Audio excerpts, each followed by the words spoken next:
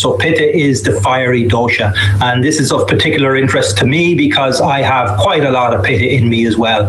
And Pitta is a great dosha to have a lot of because it's got great organizing power, it's got great strength, it likes to understand things, but out of balance, it's not so good because then we become angry and impatient and compulsive and all these things. So we're going to have a very in-depth look at Pitta today. We're going to start off with Dr. Brennan. And Dr. Brennan, I'd like to first of all start by asking you, what do you feel is the big significance of Pitta? Pitta is very profound and very wonderful dosha, as you say, Noel. If we start from the very source again, we find one fundamental consciousness at the depth of our mind, which under the influence of Vata, prana, starts to move, and actually its active mode is mind, and then it starts to organize a physical structure to work through. And so each of us is conceiving, constructing, becoming our body. And we saw in the last talk how profound, how sublime Vata is. And with the progressive emergence from the field of consciousness, we find the five senses being the instruments through which elements emerge, air and space being Vata. And then the fire element, as Noel mentions, is the Pitta. It's associated with the sense of sight. And so in the mind, it's very much to do with the intellect, that discriminating value, which decides this or that, good or bad. And that discrimination is, when very refined, is an aspect of Pitta called Tejas, which gives incredible light to a personality. And then that Pitta further goes on to transform. It is the process of transformation, basically.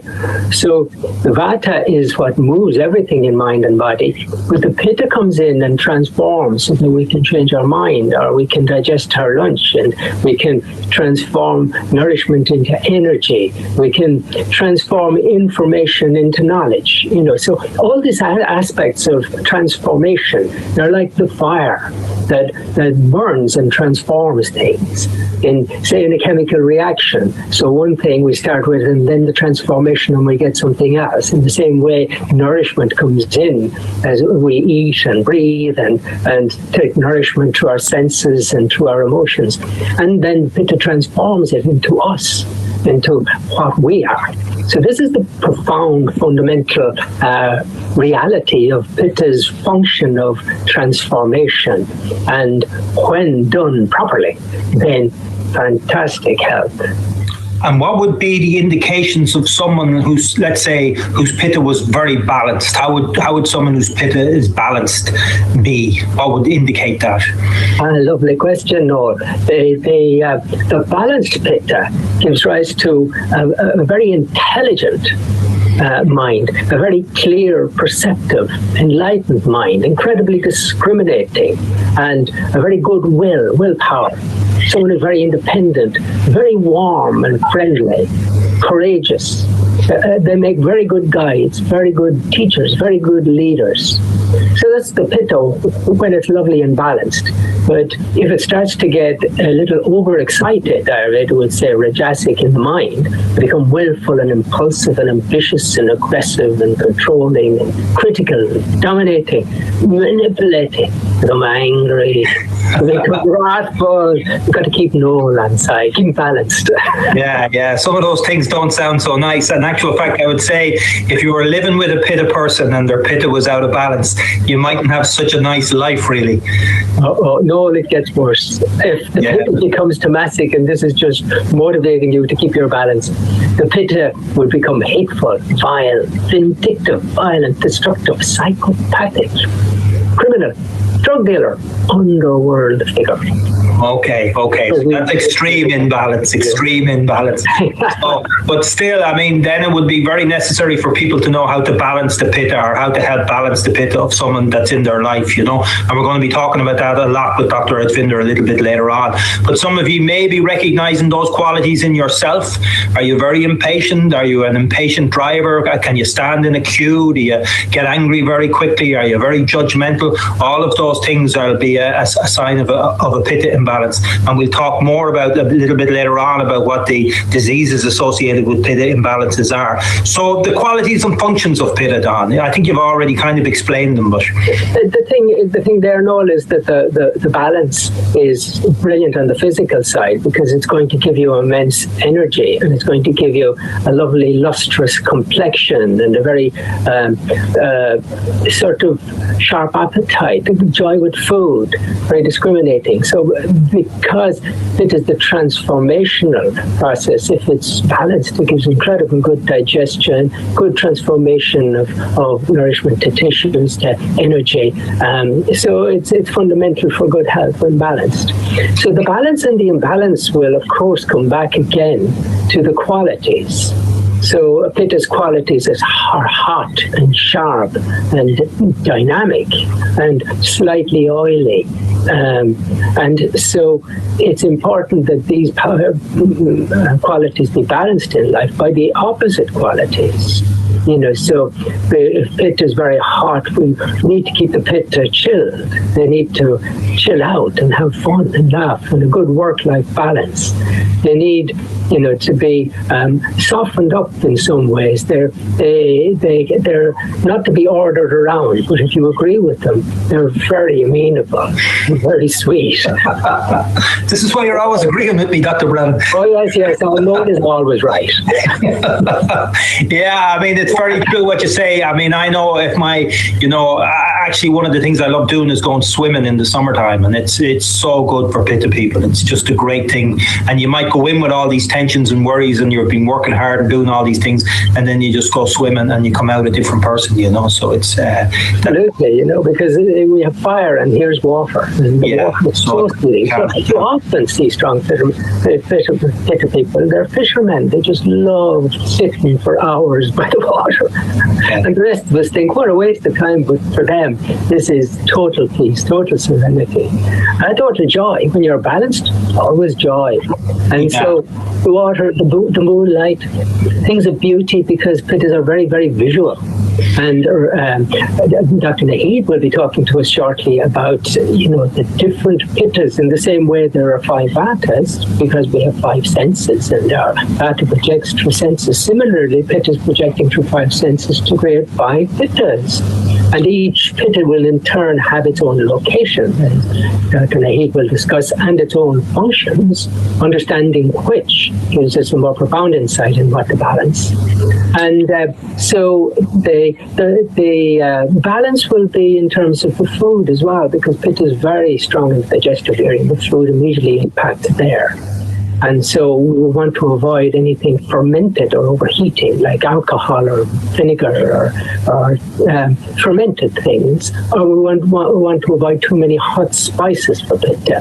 Cooling spices like coriander and maybe cinnamon are more suited to them. To a pitta nature. Okay. So if you, how would you recognize, like everybody's going to have some pitta in them, but obviously some people are going to be more predominant in it.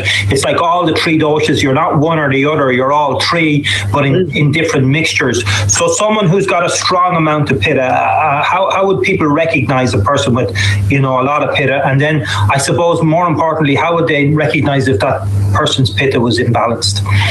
Well, that pitta person will come towards you with a confident stride. He'll put the hand out for a strong handshake. You'll notice he has a ruddy complexion and a very sharp gaze in his eye. He's of moderate pace and moderate strength and stamina. So he's more like the middle distance runner, whereas Vata is more like the light and live sprinter.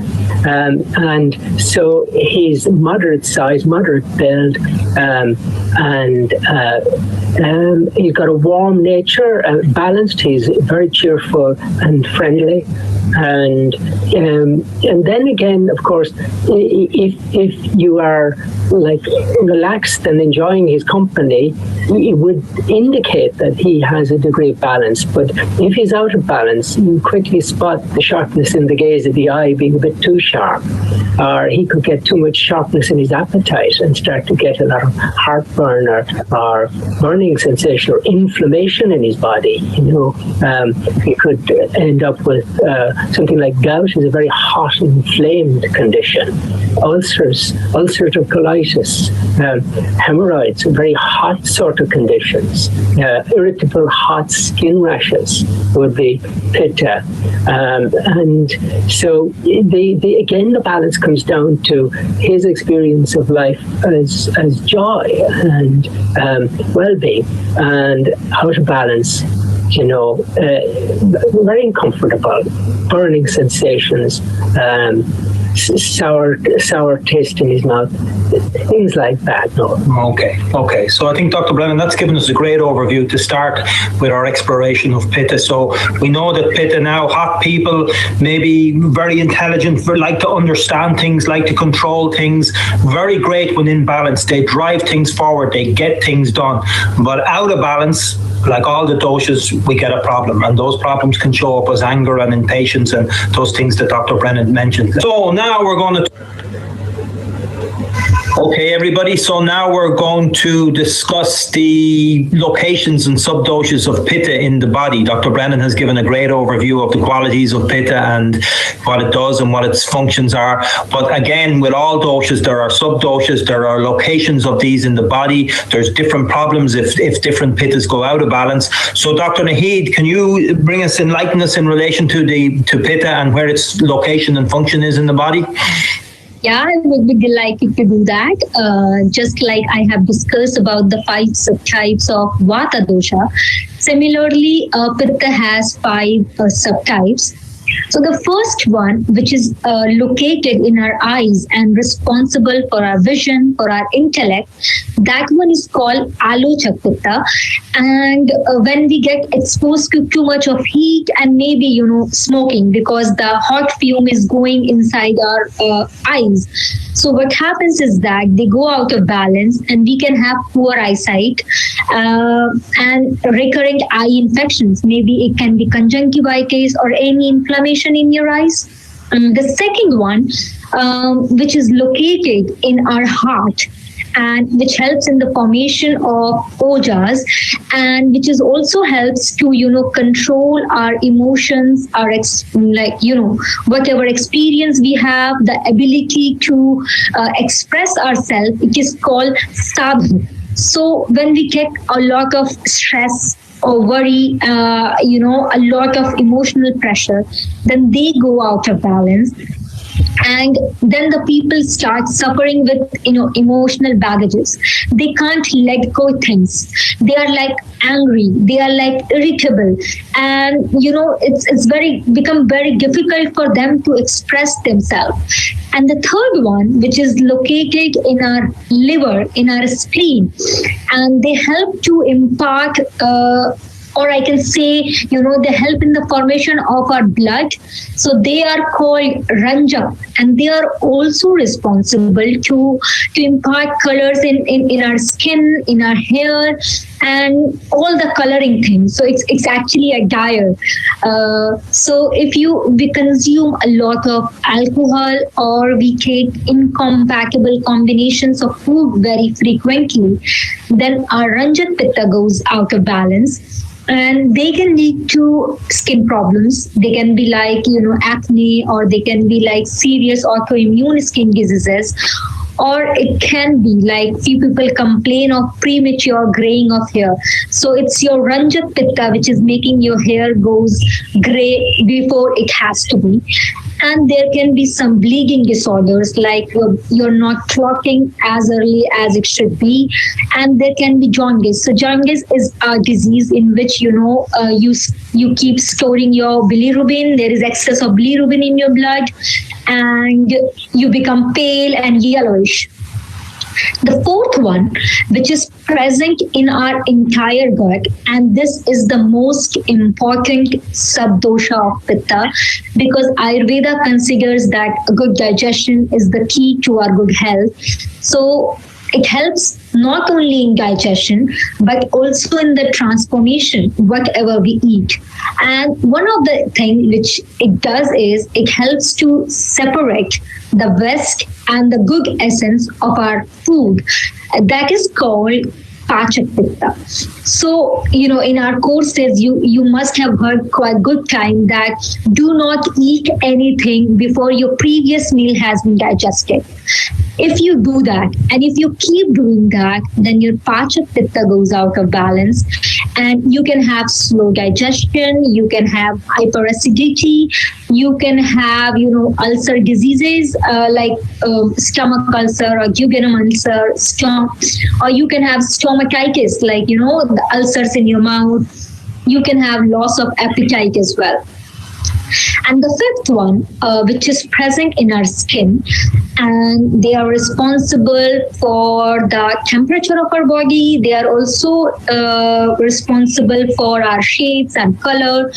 And they are also responsible to absorption, like we are applying cream, we are applying oil in our body, like in when doing abhyanga. So this is the Bhrajak Pitta. It's responsible to digest all those oil in our skin to provide nutrition to deeper inside the skin, in our tissues, in our bones. So they go out of balance when we eat, when we are having indigestion, we are still feeling heavy, we are having burps, and we still eat. We don't digest our food properly, and we keep having food. Or they can be because of climate change. So if you are a frequent traveler, if you are traveling from a cold country to a hot country, then your Bhrajak Pitta can goes out of balance. And you can suffer with skin diseases like, psoriasis, or maybe rash, maybe urticaria kind of thing, acne, and in fact, burning sensation, those who get a lot of sunburn and inflammation. And apart from all the disease I have discussed, in general, the Pitta tends to, like, whatever inflammation, whatever burning sensation we have in our body is because of the imbalance of your Pitta. So if you have all these symptoms, so you need to know that, you need to balance your Pitta. Okay, Dr. Naheed, so that's great. And I don't want people to get too worried about the terminology there. If you want to see the different subdoshas of Pitta, then on our website under Pitta, you can read all about them and what they're responsible for.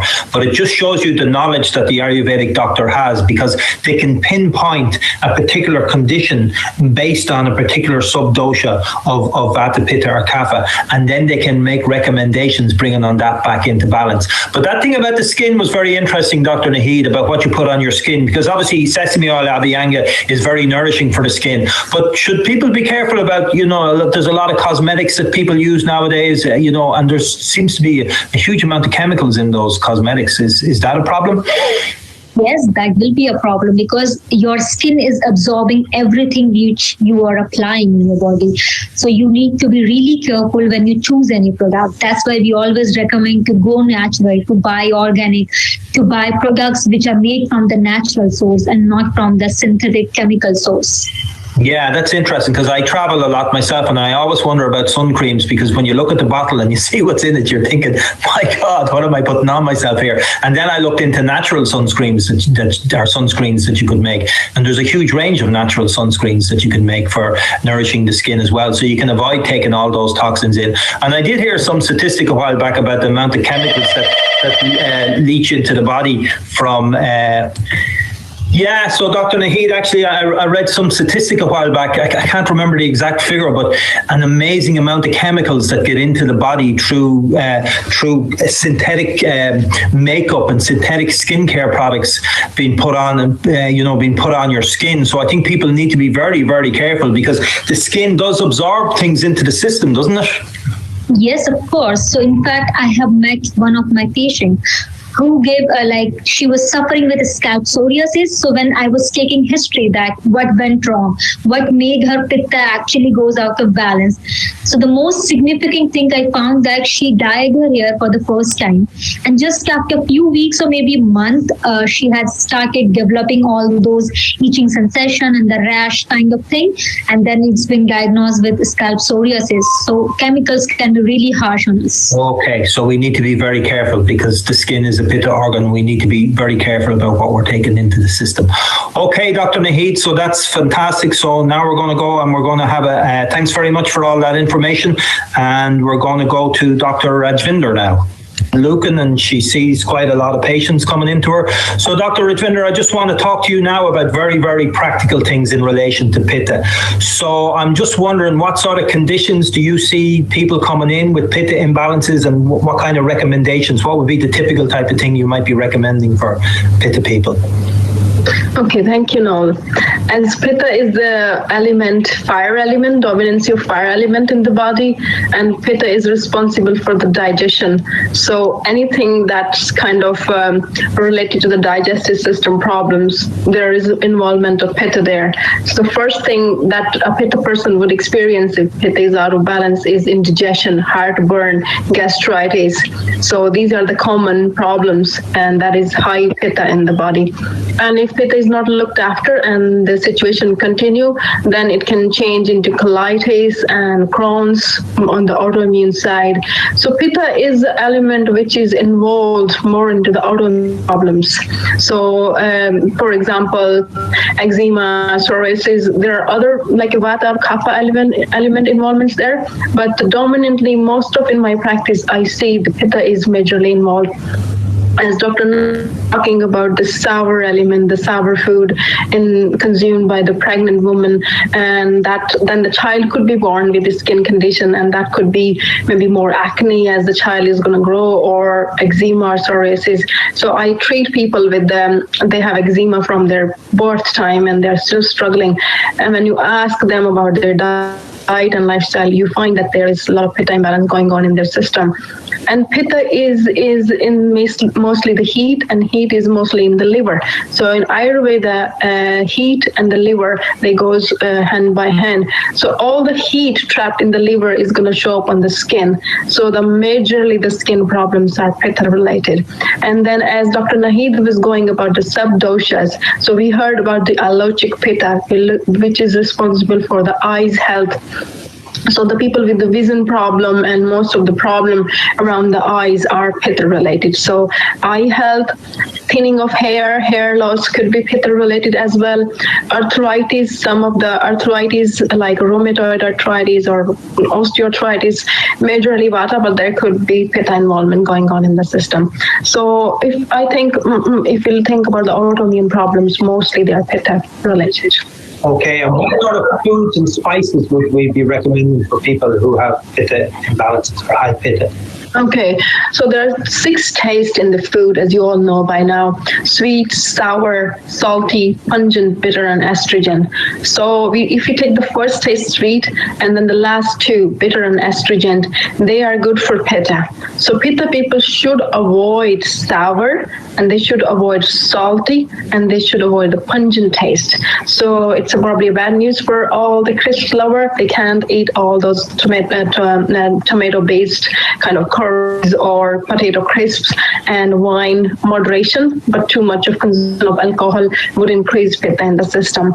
As I was saying before, all these are like acid increasing substances, and they increase the heat in the liver, and that's what is going to show up on in the physiology in some form of skin problem or heartburn or indigestion or colitis and things like that. So Pitta should avoid sour fruits, which could be like an unripe mango, which will be very sour pineapple, sour kiwis, sour tomatoes, and lemon in moderation. Lots of people have asked about the lemon. Lemon has more alkaline effect on the system, so you could have lemon in moderation, maybe less lime.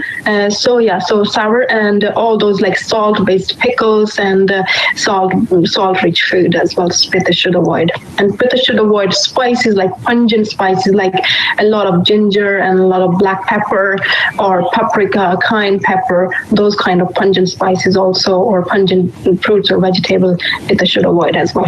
But I presume they could take ginger in small amounts. In small amount, ginger is a universal herb. Ginger has a lot of properties. Ginger is a natural antioxidant, natural anti-inflammatory, and ginger is anti-cancer. Lots of research around ginger. So ginger is known as a universal herb, but Pitta would take ginger in moderation, but it's not like they should avoid it. Mainly they should avoid chilies, like a lot of red chilies or kind of that kind of chili-based kind of, because chili is a very kind of a fiery and very kind of a strong, pungent kind of spice which stimulate Pitta too much in the system. Yeah, actually, I know that from experience. I quite like spices in my food, but chili is one of the things I simply can't take. If in a meal, it's too hot for me. But things like ginger and turmeric and all of these I can handle. I presume then there'd be cooling spices as well that would be good for Pitta people. So maybe fennel and coriander. Yeah, so I'm saying about the bitter taste is good and estrogen taste is good. So spices like bitter, which is turmeric, is more on the bitter side. In moderation is very good for Pitta people. And estrogen like cumin, coriander, fennel. Fennel is wonderful cooling herb. Cardamom has a cooling effect on the body. Coriander has a cooling effect. So Pitta people can have a blend of a small amount of cumin and dominantly fennel and cardamom and turmeric and a little bit of ginger and black pepper. So these are the spices which will be more.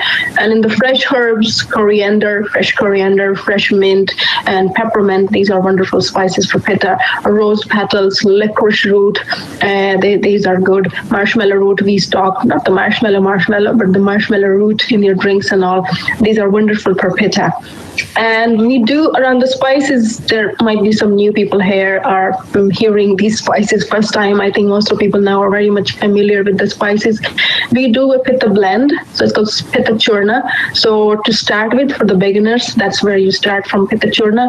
And for your drinks, we have Pitta tea, which is a lovely tea from fennel and cardamom and all those nice Pitta cooling spices. So those are worth considering for Pitta people. Yeah, if people don't want to get too involved in the spices and they just want to be able to buy something that's balancing for their Pitta, then those Pitta churnas and those Pitta teas exist. Coconut must be very good for Pitta people, I would imagine. Coconut is very cooling.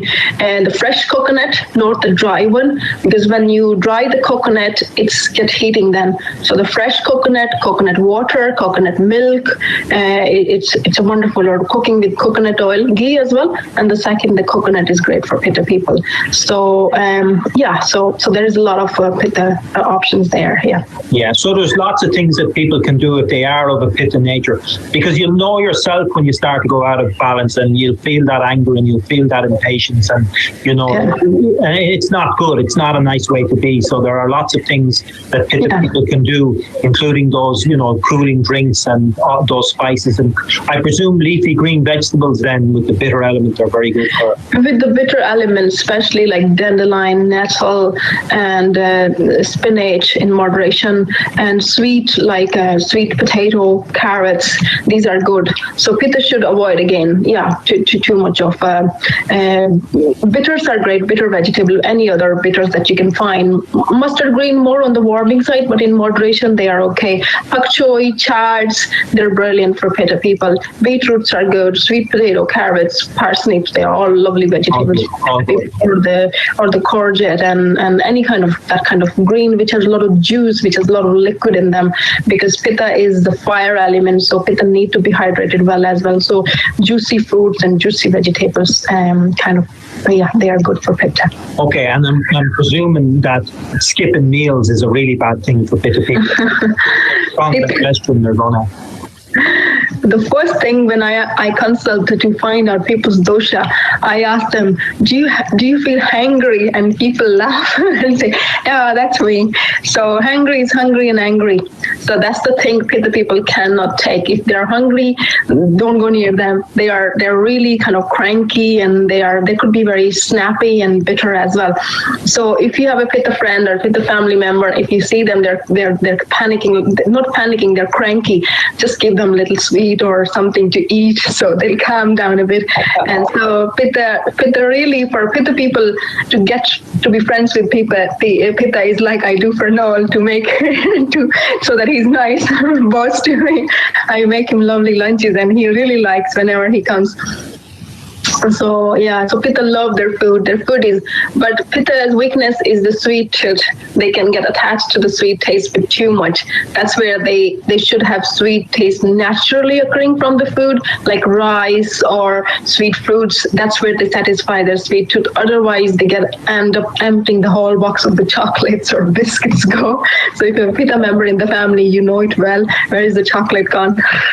So yeah, I can relate to that one, especially over Christmas. All right. it's the open box of chocolates, and then not that I do it too often, but then they're just all gone, you know. Yeah. So everything you're talking about there is resonating with me. So as a very quite a Pitta person, the things that I would say people need to do is Pitta people can become very intense, and you need to step back and take a break from the things that you're doing, especially if you find you don't want to be angry or snappy with people or things like that, or judgmental or anything like that. And if you find yourself going that way, then you need to just step back a little bit from what you're doing. Walking in the moonlight's very good. Swimming is very good. Being out in nature is very good.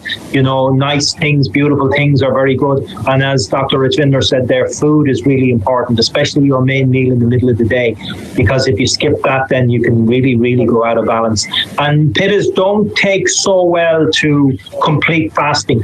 We do recommend, fasting days, but I find if I fast and take nothing at all, what happens is I get a headache, and that's because there's too much acid coming out of the system, I believe. So, you can balance it off by having a light meal, a light soup or something like that. But sometimes Pitta people don't take too well to complete fasting, which a Kapha might, do better with it, or even a Vata might do better with it. But Pitta people always don't do very well with that, So that's great, Dr. Ritvinder. Thanks very much. And thanks very much for giving us an overview of that. So I think we have a fairly good overview there of the qualities of Pitta and what Pitta is. So maybe I'll just go back to Dr. Brennan. Is there any final words you'd like to say on the subject of Pitta, Dr. Brennan, now that you've heard our Vi just talking about it?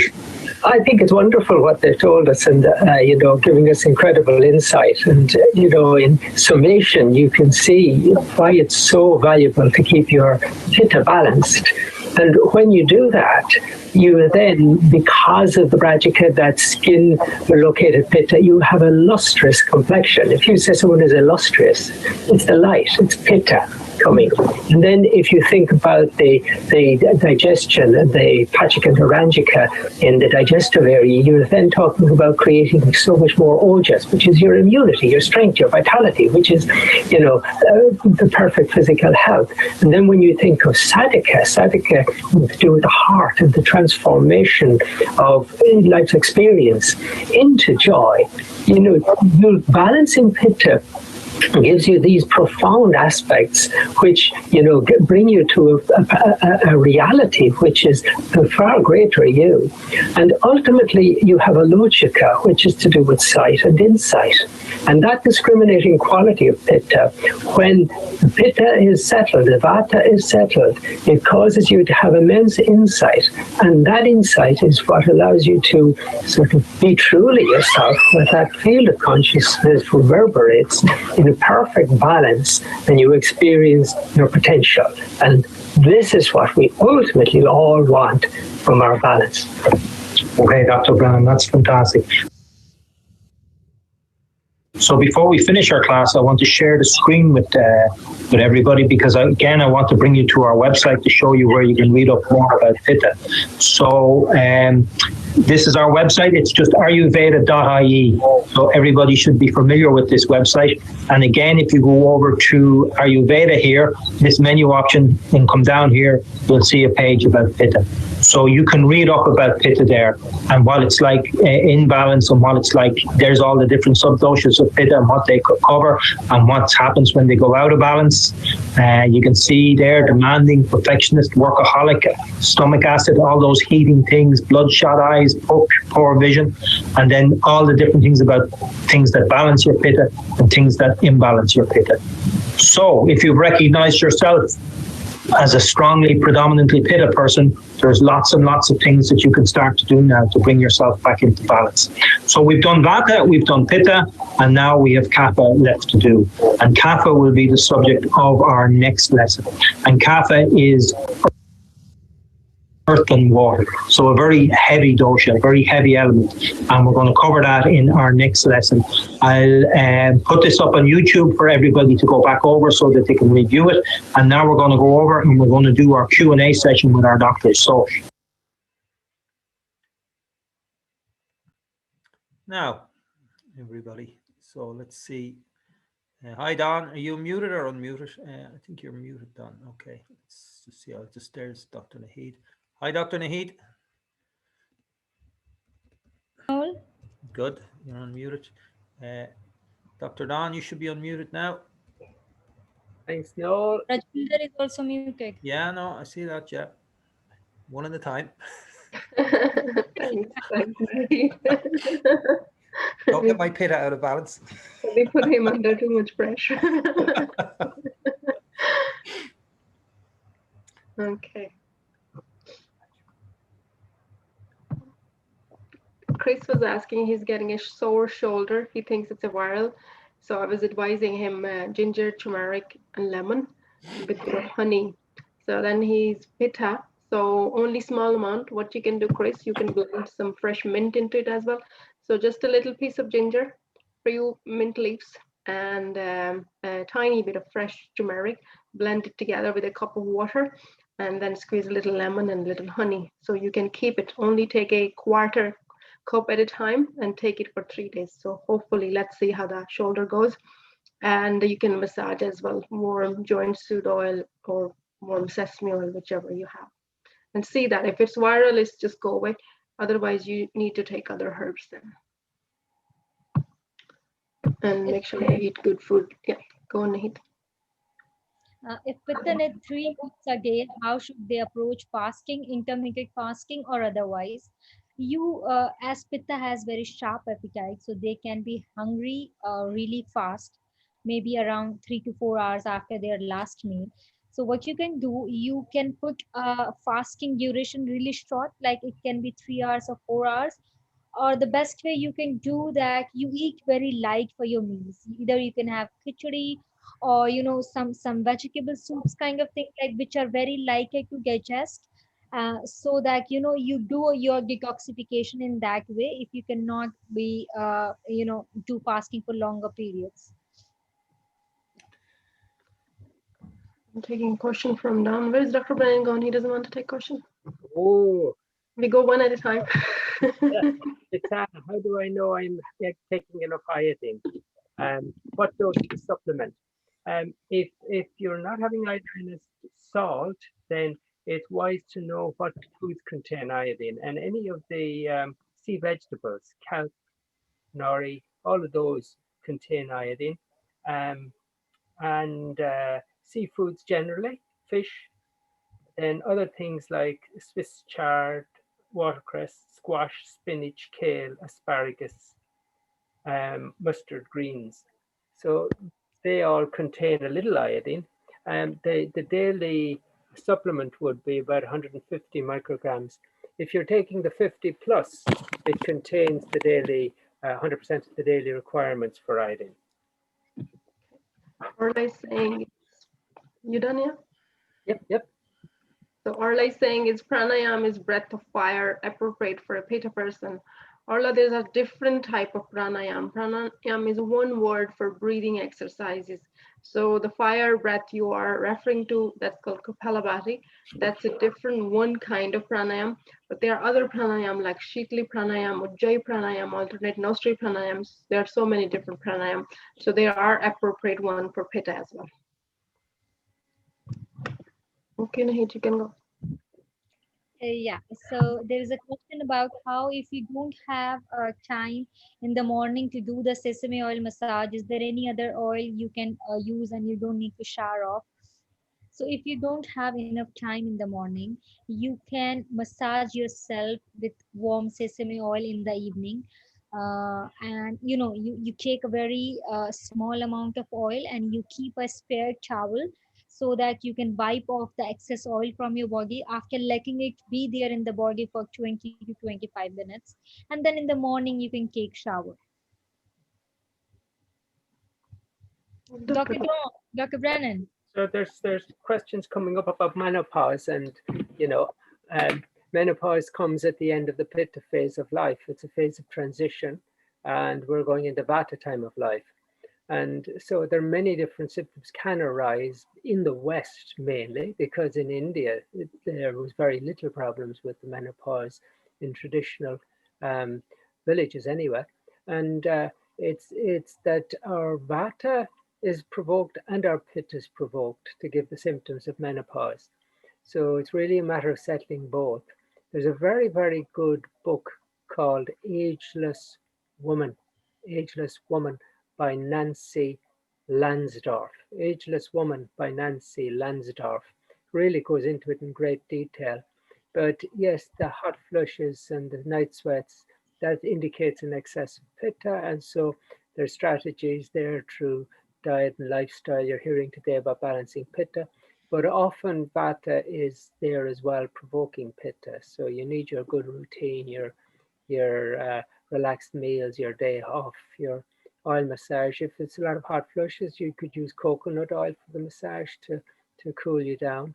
There's a menopause support 2 tablet, which is available from www.ayurveda.ie. Taking one twice a day helps to balance the hormones and to nourish the tissues in the absence of some of the hormones. So that would be a nice herbal to take. Over to Raj. Thank you. Somebody's asking about the fermented food. For pitta in moderation, because they're very sour and they're fermented. So pitta people should take very small amount because they're heating as well. So if you have anything like a heartburn or any like gastritis, diarrhea going on, maybe don't take it. And I just take a caution, Anna, as well. Anna, the black cardamoms are heating, but the smoky flavor is lovely for you, probably very good for your vata. So the green cardamoms are cooling, black cardamoms are warming. Okay, Nahid. Yeah, so I take a question about what can Pitta do to stop styes in the eyes. So stye is a kapha condition where there is a lot of itching and there is a small swelling in your eyelid. Like the textbook, according to textbook, when you rub your eyes too much, then there can be a stye problem. So stop rubbing your eyes as much as possible. Otherwise, you can use triphala or licorice decoction to wash your eyes, or you can make your paste, with neem powder and triphala powder, and you can apply over your eyelids for, to reduce the size of your sty, and maybe that can help you to recover the sty condition. What would you make the paste with, Dr. Nahid? Some ghee and the 2 powders? Yeah, you can make either with ghee or you can make just simply with water. Okay. Or rose water will also be nice for the eyes. Okay. Oh, you want to answer some of the questions, new student? No. You far ahead. I'm listening. And Today learning. is your day, Paul. Huh? Today is your day. Pitta. Pitta day, yeah. There's not many Pitta questions coming in. Someone says, do you pronounce it Ayurveda or Ajurveda? Well, I've only ever heard it pronounced Ayurveda, but who knows? Maybe. Yajurveda is a different Veda. Is that? Yajur. Yeah, okay, yeah. There are 4 Vedas. Yeah, Ayurveda is authentic. Rick Sama. What were the powders again, Nahid? I was reading questions. I didn't hear Neem and triphala. Neem and triphala. Lovely. And so, okay, I have to say, well, question. Can Ayurveda help with sleep apnea? Sleep apnea is an obstructive problem, so probably kapha problem. And so there would be a lot of advice in Ayurveda for helping balance the kapha. And that would be the suggestion. I could take another 1 or 2 because that one was very small. Pain in the shoulder, Chris, the inhalation oil, and I would rub that on, but I would put it ideally maybe into joint soothe oil, get both from ayurveda.ie and rub them in. But it could be due to many things, often due to a strain. So you could try those things anyway. Heat might help as well because it seems to be pretty acute. And frozen shoulder is also a complication of diabetes in most of the patients. So maybe you can just check your blood sugar level, and maybe if you're having like more blood sugar than it's required, then maybe because of that. Or if you're already diabetic. Ashwin, your turn. He thinks he just has an infection, viral. So, yeah. Deidre is asking, she doesn't have jaundice, but she has yellow pigmentation in the eye. So Deidre, that is pitta, something to do with your liver. So I would suggest to eat pomegranates now in the season and a bit of aloe vera juice. So a tablespoon of aloe vera juice, take it for a few days, take it for 10 days and see how that goes. And then if it didn't improve, then you look for something for liver care remedy or something like that. Also, Raj, there's the condition of xanthelasma where there's a fatty deposit that starts developing in the eyelid, and Yes, that certainly gives the yellow. Uh, so that would be associated with cholesterol in many people. that's right as well. Yeah, yeah, but No that harm, will be probably more whitish than the yellowish, isn't it? but no harm in checking that. No harm in checking that yet, right? Yeah. Yes, absolutely, because you're talking about liver again. It's got Yeah. liver problem. So yeah, the next thing is then you book a session and discuss it more in detail. Yeah. So I'm going to answer one now. Eilish Crawford says, do pittas find it difficult to get to sleep? Well, I'm very pitta and I have absolutely no difficulty going to sleep. So I go to bed at 9:30 and I'm asleep by 20 to 10. So generally. What's the reason? Well, a vata would be a bigger reason for not getting to sleep. You No, know? no, no. You as a pitta getting sleep. What's the reason I get sleep? Mm-hmm. I don't know. Because you're challenged enough. You're challenged enough through the day. Pitta need challenge. Pitta people, sharp brain, need task. If pitta are bored and not doing anything, I think that's trouble in the night time. Yeah. Well, I'm definitely challenged during the day. That's Lots of emails. the three of you challenge me all the time, you know. So, Really? so I'm challenged during the day, all right. And a clear conscience. yeah. No, I would think no, pitta, not particular. Just if you're out of balance, Eilish would be more of a reason for not getting to sleep. But I would tend to think it's probably more of a vata thing. But you need to get your sleep; it's very important. So there's a very good video on YouTube with Dr. Brennan on sleep and how to get a good night's sleep, and it's well worth taking a look at. Very important to get your sleep right. Naheed, your turn. Thank you. How would you approach itchy skin, red, lumpy, and hot skin? So all the features suggest that there is problem with the imbalance in vata. So you have listened the entire video. Then Dr. Rajvinder has explained many ways to bring back your vata in balance. And other than that, you can apply rose water in your itchy area, aloe vera gel to reduce the hotness and the redness of the skin, and some of the herbs like licorice and manjishka, sariva, they can help you to balance your pitta and reduce the itchy sensation, redness, and lumpy hot skin. Interesting. And there's a question as well about pitta in gastric and diarrhea sicknesses. So yes, I mean, an excess pitta affects digestion with a voracious hunger and an insatiable appetite. So the treatment is a really pitta reducing diet. And it can go on to start creating heartburn and inflammation if it's really out of balance. And then, there are herbals for that as well. But the pitta lower down can create inflammation in the middle, in the intestines, and start to contribute to colitis with a lot of diarrhea problems and blood in the stool and all of that. So these are the sorts of conditions, and if it was a serious condition, then it would warrant a consultation. But if it's just high pitta with a tendency to looseness in motions, because pitta tend to go 2 or 3 times in the day, just a pitta diet and plenty of fun. Kathleen is asking any food if your gallbladder is removed. So Kathleen, gallbladder help to digest fats in the body. So heavy food, cheese, dairy products. So the oils, they are the one, but you still use small amount of oil like ghee or something that nourish your tissue deeply in your food. But avoid too much of cheese and yogurt and anything that is too heavy to digest. Pizza, refined flour, stuff like that, and eat more whole grains, more fresh vegetables, fruits. They're okay. There's a good question there that I'd like to know the answer to. Catherine says, what would be a good natural day cream with sunblock, please? I mean, I did research sunblocks before, and there is a lot of natural ones out there. What would they use in India, Dr. Naheed? Or is there anything that people would use for helping protection from the sun and that would be natural? Yeah, so it's aloe vera gel, it's rose water, all this kind of things should be used. And that day, Dr. Rajvinda mentioned about musta, right? Mm. Uh, yeah, I, musta.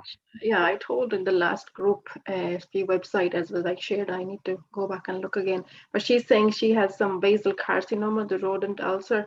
Then in that condition, yeah, you have to use the SPF.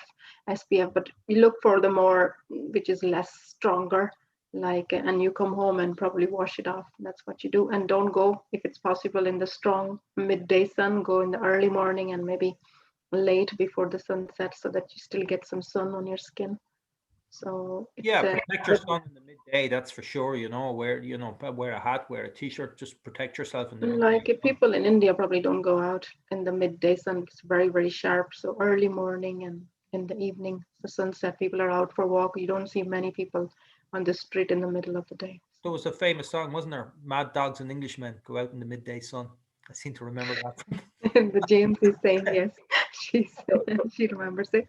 but all those three are the solution, really. Prevention, first of all. The second of all is you need a natural-based sunscreen that you could research. And the third thing, as Dr. Naheed was saying, is to have a counterbalancing, fit-reducing influence on the skin with the aloe vera gel, the rose water, and that.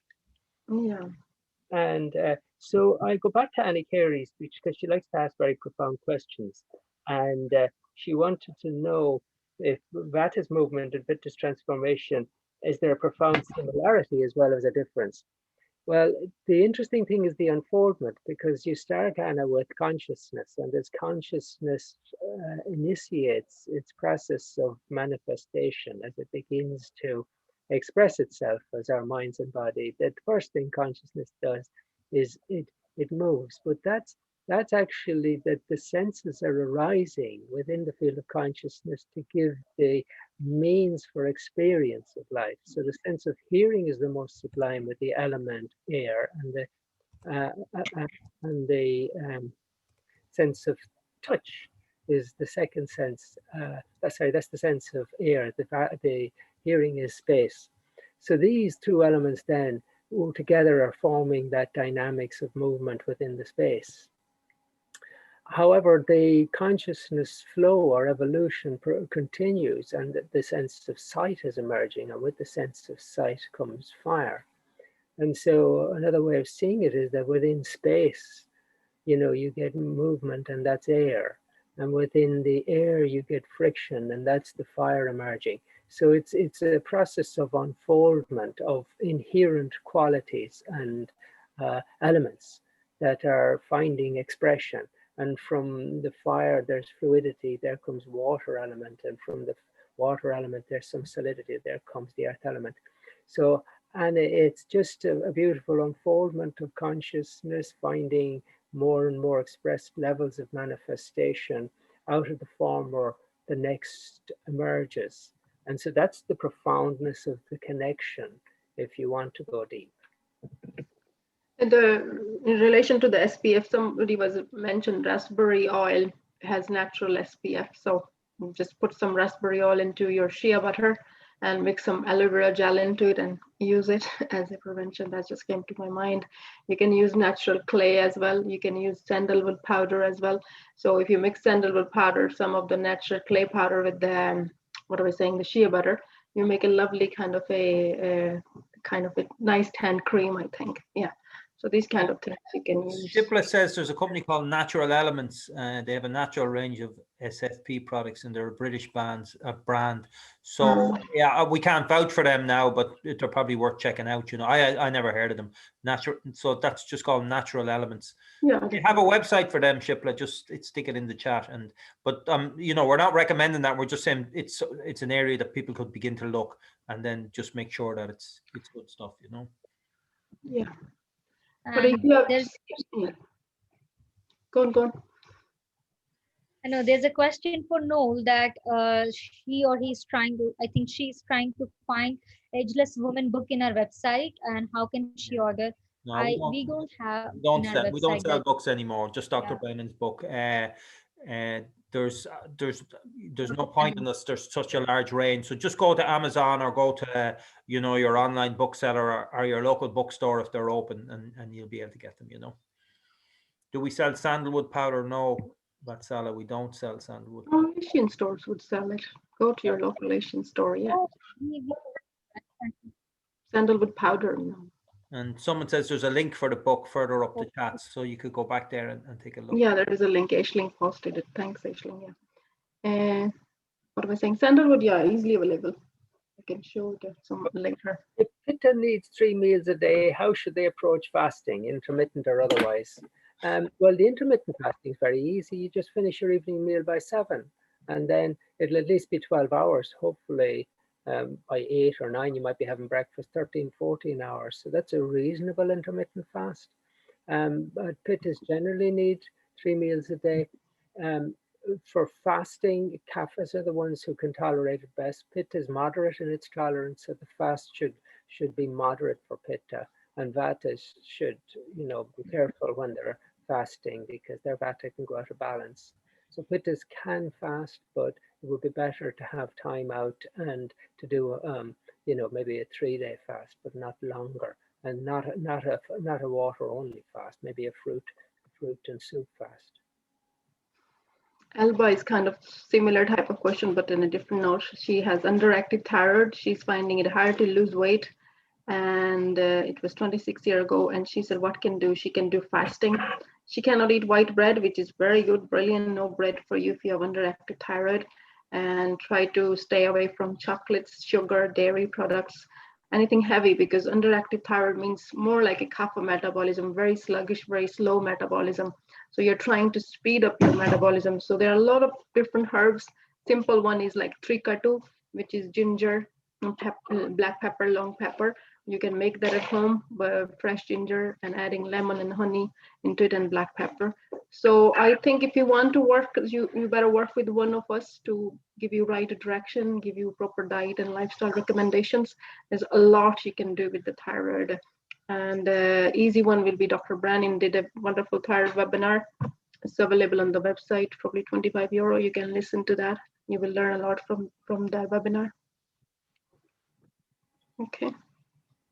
Any help for degenerative disc low back pain? Yeah, there are many modalities which can be done with a low back pain. That's a Vata condition, because the lower part of our pelvic region and low back are mostly Vatas are situated in those parts. So low back pain or knee joint pain or any pain is mostly related to Vata. You can do oil massage. You can have herbs and spices which are good for balancing the good health of your bones, like turmeric, like cinnamon, like ginger. And there are plenty of herbs options are also available to balance your Vata and to help build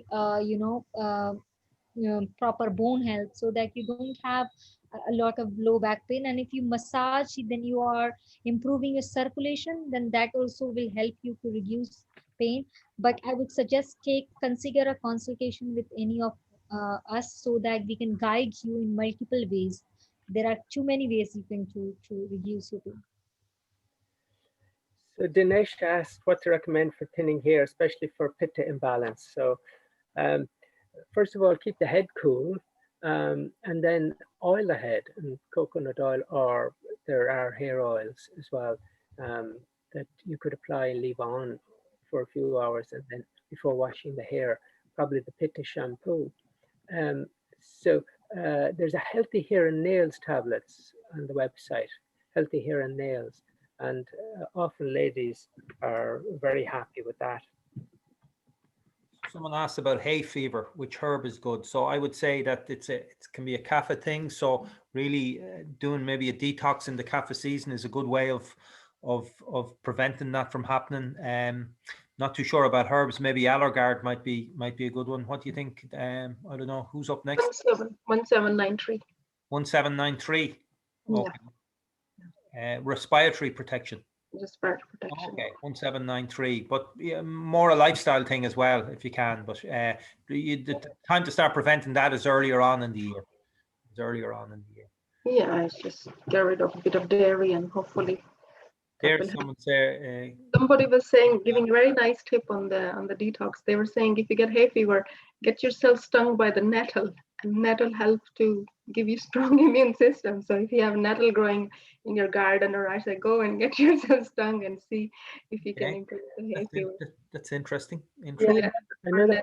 another tradition was to put someone with nettles if they had rheumatoid arthritis. Probably the same thing, stimulation of the immune system. Yeah. But it's very interesting because nature supplies what is needed in the environment for the time, and people are getting hay fever just as the nettles start to appear. So it's very interesting that maybe there is a benefit in that. Yeah, nettle soup as well. Yes. Fungal nails, there's a healthy hair and nail tablet. I've just mentioned it for the hair, but it can be helpful for the nails as well. Nahid, is that your turn? There's a question. Someone is suggesting to have pure raw honey throughout the year for hay fever. That will not be a good idea, because Ayurveda suggests that if you use honey for too long, then that can imbalance your vata, that can bring your vata out of balance, because honey is very astringent in case, they are dry in nature. So, because they mostly help to balance your kapha, and the things which balance your kapha, they can imbalance your vata as well. So have in moderation. Someone said they couldn't find Vata massage oil on the website. It is back in stock. We got it back today. So I'm just after putting it back on the website. So it should be there now if they want it. Gauri is saying, is the risk of gaining weight while taking that menopause medicine, is that the one from the Ayurveda website? No, I haven't got that feedback from any of my patients who are on that medicine. So make sure you are eating properly and not eating too late in the evening, or you're not doing anything else. Sometime if you're on HRT, there could be chances from the extra estrogen in the body to gain weight, but that if you're just on the menopause, it might be just temporarily. That could happen naturally. The body holds to extra fluid in the beginning of the menopause.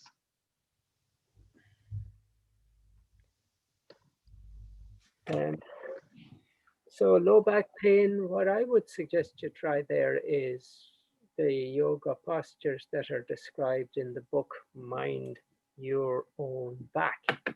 Mind Your Own Back by Steve Timms. That's where I would start.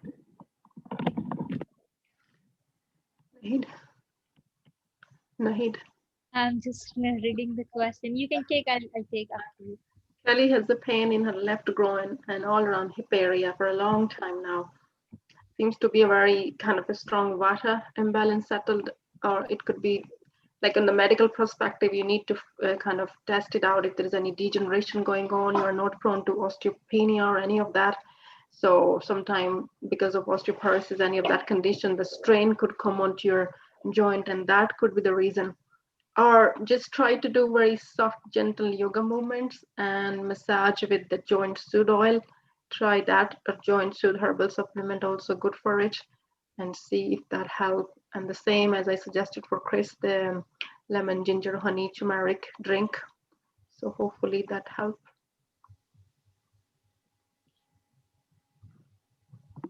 Whoever wants to go next. There is no question left. We have answered a lot of questions. We've answered every question that ever was. White patches on the skin in the sun. There's questions for. I leave it over to the ladies because I'm having a good read of Anna Carey here. She's providing me with another deep question. Well, what is it? I don't get it. This lady goes out into the sun and white patches appear on her skin. Okay. She thinks it's the fungal. I think I can't see the question, but I think that's what she was saying. Yes, she wondered about that. Could be sometime with the heat, and if you have damp in your system, it start coming out of the body and want to be released. So I would say a good antioxidant. Try to take amla, or like Bhumi amla, Bringaraj, some of the herbs that are cooling for the liver, and that helps to get rid of this extra heat in your system, the dampness in your system, and let it come out. Don't suppress it, and see if it goes away in a couple of days. If it's not, then you have to take something like simple herb like manjishta, to open up your lymphatic channels and get this out, get it detox from your system. Is alum available in Ireland? Like, can we find alum in Ireland? Why you want to suggest that you be careful with that? Well, why you for that condition? Fungal nail. It's vertical. No, alum. Yeah, I know alum. I think some of the Asian stores stock it.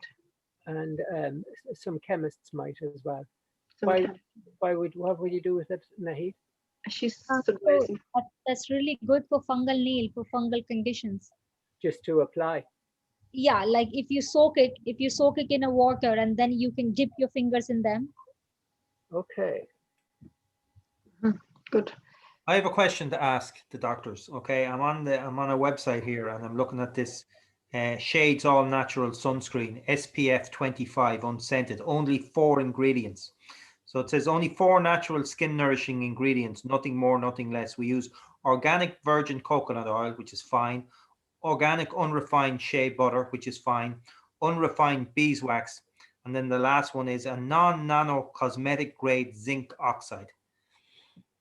So Zinc oxide is the one that is a kind of a blocker. That's what they use traditionally anyway. So that's interesting. Now, where that's not natural. That's just zinc oxide. That will be in normal SPF creams. That's what it is. It's sun blocker anyway in any of the commercial creams as well. Okay, so that's not. Is that a? It's not a particularly good product. It's not a natural product. Is that what you're saying? Because zinc oxide doesn't exist in the natural form, depends, because they're saying nano form of zinc oxide, so that's probably non-nano. It says non-nano. Yes, it's a very tiny amount of it, but still a metal, still kind of the okay. So we'll avoid that one. Yeah, because it's a nano, and then they have shea butter, they have other things which are more natural. Probably they are less kind of petrochemicals or that normal commercial creams will have. So that might make it more superior than those creams. Yeah. You can avoid some of the petrochemicals. So even if you are moisturizing your skin nicely and you go in the sun, the damage will be less than when you are not moisturizing your skin properly. The dry skin gets affected more by the harsh sun. Moisturize your skin nicely. But Irish skin is very hard one. People put coconut oil and they get sunburned because of the oil on the skin. So they have to be very careful. So probably the aloe vera gel is the better. You get absolutely fried if you have coconut oil. Yeah. So I'm not saying to apply and go out. It's just that you moisturize. You keep your skin hydrated and moisturized. Yeah. In general, have a good skin routine. Yeah. So there's another question about, could you please comment about obesity and pitta condition? I think Dr. Brennan just explained that, right? You explained about the pitta and the obesity one? I didn't actually know. I saw the question, but I didn't go there yet. So he just said obesity in general, I think. Oh. You want to answer that? I can. Yeah, go ahead. No, you answer, Dr. Brennan. Oh, me? Yeah, you answer that. He's busy with some other question, but anyway. He's busy with Anna Carey's question. I think so. Okay. So yeah, anybody can get fat if they work at it. You know, you don't have to be CAFA to get fat. You'll find it a lot easier if you're CAFA to put on weight. But another trick is to come into menopause, and you know, you're in your 50s, and of course you're eating out of habit what you ate when you were in your 20s. But when you come into the Vata time of life, you don't have the same fire in your tissues, and you're not going to burn off the toxins, and you're not going to burn off the calories either. So you just have to realign yourself, and you have to eat what you're hungry for and stop eating what you think you're hungry for, because what you think is not what your body wants. It's what your head likes, and that's bad habits. So get into the new reality of your current state. And this is what Ayurveda is all about, listening to your body. If you were listening to your body, you wouldn't put on weight, whether you're Vata, Pitta, or Kapha. But people get stressed, and that Vata is out of balance. And because of stress, they comfort eat. If you miss sleep at night, you'll always choose rubbish over good food. So that's an indication, you know, another way that Vata is throwing you out of balance. So yes, Pitta also, because of their pure piggery, they love food. they can end up overeating, partly because they're stressed, partly because they're comfort eating, but also because they're just out of touch with their bodies. And so every one of us can get fat if we work at it. It takes me a long time, but I still every now and again get a little bit on. But so just keep using the principles of Ayurveda, and if you were taking care of your digestion, if you were eating the main meal in the middle of the day, if you were using some digestives, your weight would normalize. It's so simple in Ayurveda, and I see it all the time. Unless you get to grossly obese. When you get to grossly obese, you now have blocked the flow of nourishment into your tissues. Your tissues crave nourishment. So therefore, you keep getting more appetite, you eat more, but the blockage is still there. And that requires panchakarma and requires, more serious Ayurvedic treatments. That's for the grossly obese. Okay, I have a question. So this is another one. So I want the doctor's opinion on this one. So this one has got organic aloe vera, avocado oil, jojoba oil, chamomile flower or chamomile flower. It could be CHAM, however you pronounce that. And then it's got lemon oil, lavender oil, orange oil, and patchouli oil. And it's SPF 25. And it's called Aru Pura is the brand. Aloe Pura, organic aloe vera sun lotion. I think that sounds pretty good, does it? It does, yeah. Is that SPF 25 is added into it, or that just say SPF 25? It just says SPF 25. How do you spell it? Aloe? ALOEPURA. And it just says organic aloe vera sun lotion. Medium protection, soothing, moisturizing, refreshing. And that's the ingredients. It doesn't say anything about, that's the ingredients that they're just what I said there. There doesn't seem to be any nanoparticles or any mention of anything like that, Yeah, that's natural. I think in general, just as a prevention. But if that lady's question was, she has a rodent ulcer, so. No, I'm just talking about in general and in general, yes. In general, that's because of the orange and lavender and patchouli and chamomile. It's all the aroma oil that are good for pitta people anyway. So they're cooling. Yeah. So that sounds kind of a bit more coming to the balancing pitta, balancing heat, so that you are less prone to the heat. Yeah, I think that's what my opinion is. Okay, sounds good. Comment for Noel. Noel's inquisitive and investigative pitta is on fire tonight with all his research. Yeah. Well, if anyone's interested, it's on Amazon. It's $9.99, and that's pound sterling, so it's probably about €11. And Gotcha. and it's an SPF of 25, and it's called Aloe Pura, ALOEPURA. I think Holland and Barrett sells that. Okay, well then I'll buy it. Is Holland and Barrett open? They are, yeah. One in the Leafy Valley there. Are they open? Mm-hmm.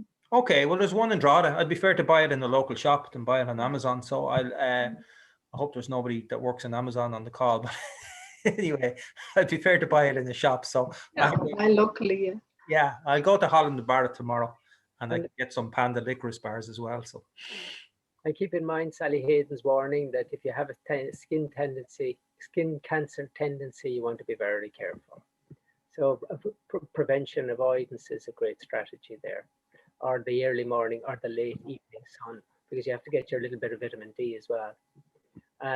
And what other foods could be classed as astringent?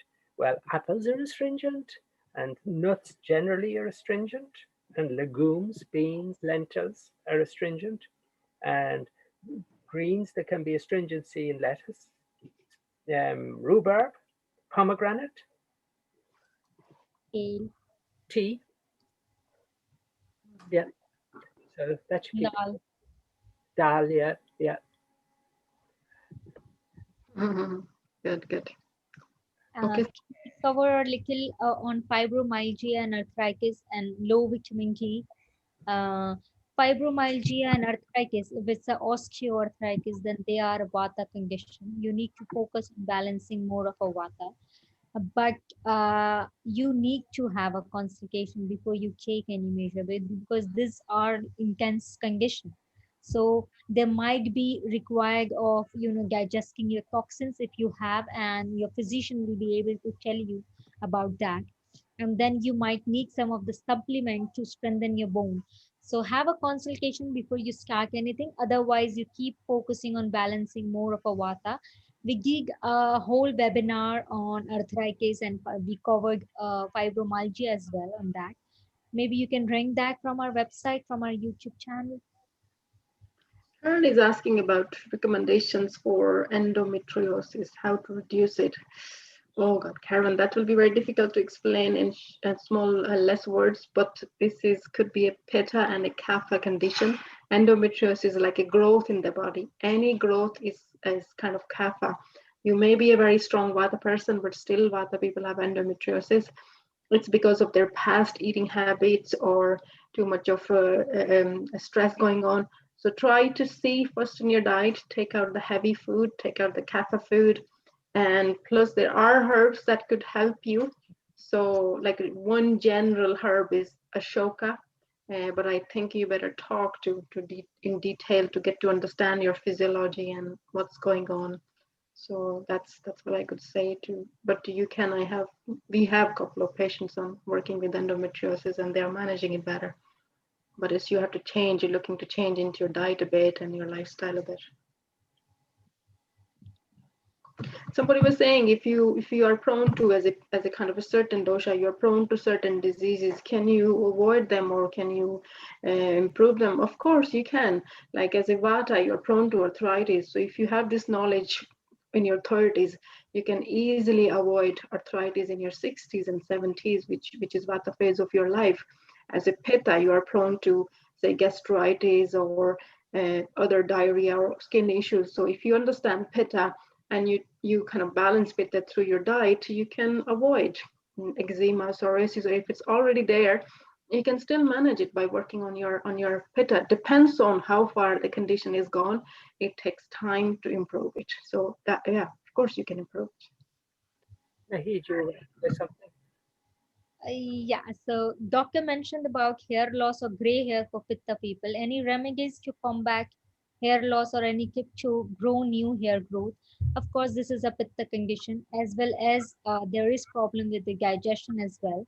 So you need to work on your digestion. You need to work on balancing your pitta, and a detoxification plan, which should be done under the supervision, can help you immensely.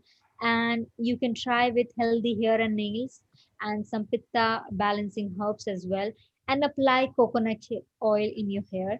That can help you to keep your hair very healthy and strong. So in India, it's a very common tradition to apply coconut oil before you take shower, before you just wash your hair. Leave it for 1 hour or so, and then just wash your hair. Any herb for reducing heaviness of period? There is a herb, MA690, that you would take 2 tablets twice a day with water. MA690. You could try that for 3 months. But also you could consider a consultation if it's just ongoing problem. Did you mention about the MA690? I did. 90. He's asking about the ingredients. It's out of stock at the moment. That's why you cannot see it on the website. But it has cobra saffron. That is the ingredient. Or in Ayurveda term, we call it lodra. So that's what she's looking. Okay, I think we've reached our time, and it's okay, it's nearly 9 o'clock. Okay, so on Thursday we have the last of the doshas, which is kapha, and kapha is earth and water, so it's the heavy dosha, and we go into all the qualities of that. So we've done vata, we've done pitta, and next we're going to do kapha. So if you want to look up kapha, go to the website and look it up. You can have a little read about it before we go on. It's a very interesting dosha. It's a great one to have some of it in you, you know, because it gives you that steadiness and stability, very strong immunity, very stable people, and kind of tend to be very nice people to be around as well, very calming people to be around. So we'll discuss that in detail on Thursday night. Tomorrow night at 7 o'clock, we have our yoga class. with Dr. Rajvinder, so you can book that online. And I know a lot of people have done that yoga class and they love it. So it's a yoga and relaxation class, and it starts at 7 o'clock tomorrow. You can book up to 10 minutes before the class starts on the website ayurveda.ie. And yeah, okay, that's perfect. So I think we'll just draw to an end here. It's just 9 o'clock. And sorry, we didn't get to answer all of your questions, but we certainly answered most of them. And yeah, we look forward to seeing you again on Thursday. So unless any of the doctors have anything they'd like to conclude with. One question, somebody asking about the baby oil. Baby oil has no place in Ayurveda, but almond oil is good for babies to massage with. Ghee is good for babies to massage with, not the commercial baby oil. Yeah, but bala oil, like bala oil is highly. I think they're asking the Johnson Johnson baby oil. I think that's what it means. But almond oil, more natural. Ghee, bala, which is a Ayurveda herb. Yeah, that is this. Bala means strength, strengthening herb. So yeah. Okay, fantastic, everybody. Namaste. We'll see you all. Hope you enjoyed it, and we'll see you. Have a restful night. If some of the detox people are here, have a restful night as well. And thank you. Thank you. Yeah, Francis is there. Francis, you look good. All on Thursday. Yeah. Okay, cheerio. Bye-bye, everybody. Take care.